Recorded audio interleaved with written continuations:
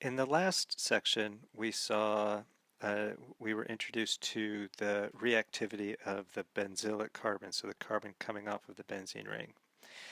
And now we're going to get into the chemistry of the reactivity of the ring itself, the benzene ring itself. And the first thing that we're going to be introduced to is what we call aromatic substitution. So we have already talked about benzene reacting and with an electrophile, and we have talked about this particular reaction and said that there's no reaction. We really have to kind of step back just a little bit and say that there's no observable reaction. And the reason for this is so we don't get addition, right? HBr doesn't add across the double bond like it would a typical alkene or alkyne. However, if I take benzene and I treat it with deuterium bromide, so deuterated hydrobromic acid, I actually see a substitution occurring. Not an addition, but a substitution. Right? So deuterium substitutes for a hydrogen.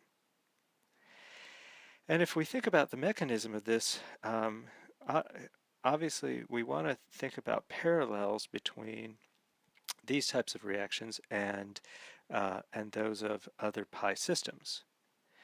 And so in this particular scenario, we have benzene, we have DBr. DBr is an electrophile, right? It's seeking electrons, it's deficient in electrons, where benzene is rich in electrons, right? The pi system is rich in electrons, which we've seen before.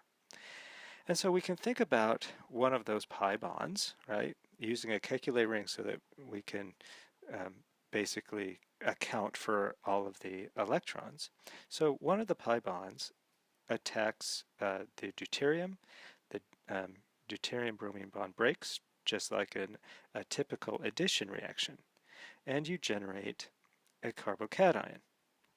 And so this would be the carbocation that's formed. And this carbocation, and bromide as well. And this carbocation is called the cyclohexadienyl carbocation.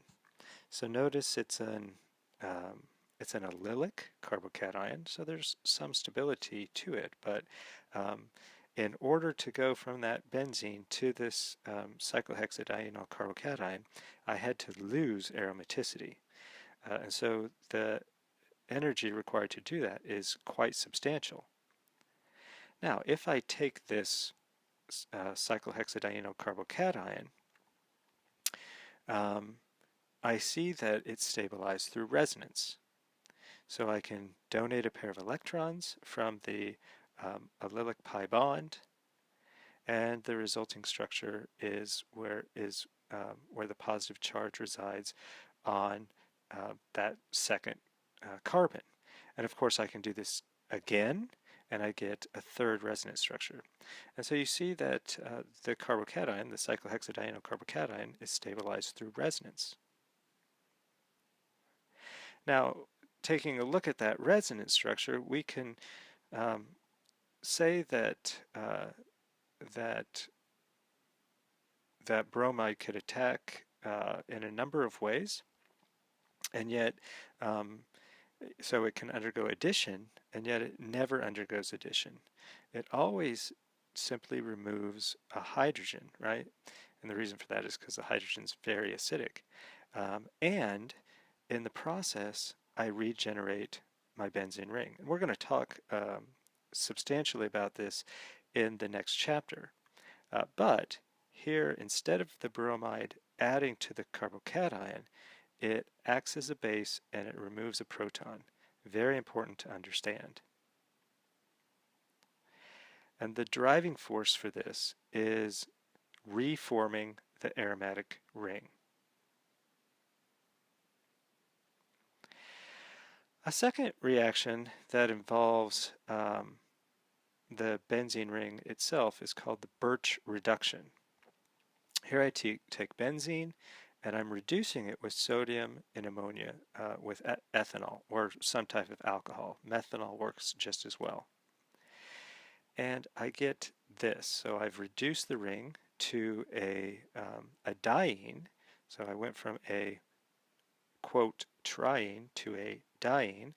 And this particular diene is called 1,4-cyclohexadiene.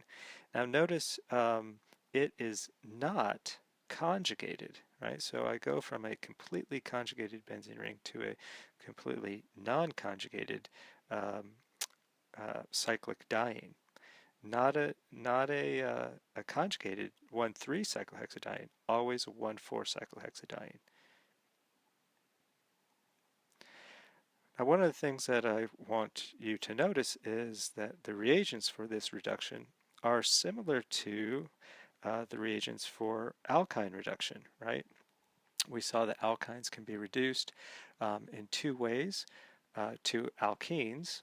You can react an alkene with hydrogen over a Lindlar catalyst, and you get cis alkenes reacting an alkyne to get cis alkenes, or you can react alkynes with sodium and ammonia and you get trans alkenes as the major product. So reagents are going to be, when reagents are similar, mechanisms are also going to be similar. And so we can take a look at the mechanism of this reaction. So what happens first? Well, benzene reacts with sodium. Sodium, we know, donates an electron. It donates an electron to that ring, right? So this is like a free radical mechanism, right? Because we're talking about one electron. So one electron of sodium is donated to the ring, and it combines with one electron from a pi bond.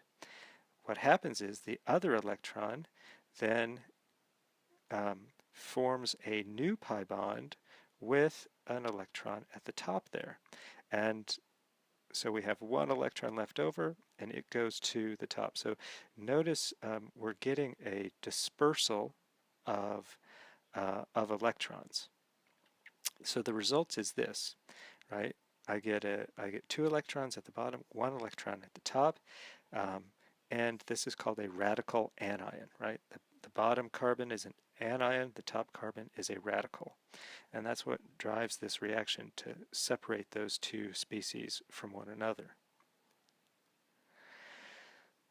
The second step of the mechanism is this radical anion is a very strong base. And so it's simply going to remove a proton from the alcohol, and I end up with now a radical. So I've added a hydrogen onto that carbon at the bottom. The carbon at the top is still a radical. That radical can react with another sodium atom. The sodium atom is going to donate its electron to that radical. So now I have an anion, right? So the radical now becomes an anion. And of course that anion, any carbanion is very basic, and it can react with an alcohol again, right? Undergo protonation, and the result is the 1,4-cyclohexadiene. Now, interestingly enough, substituents really affect the location of the two double bonds. Here I have anisole, and when I react anisole under the same conditions as I do benzene, right, sodium and ammonia with ethanol, followed by an aqueous acidic workup, I want you to notice where the two bonds go to. And it always is the case that that methoxy group is on one of those double bonds, right? And so when you have electron donating groups like the methoxy group, remember electron donating groups stabilize pi bonds.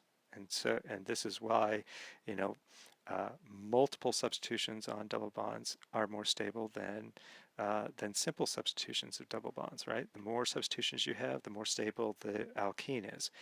Well, that's because they inductively donate electrons. And here we can, when we have a group like OCH3, inductively it can withdraw electron density, but through resonance on the of the oxygen, that there's two pair of electrons on oxygen.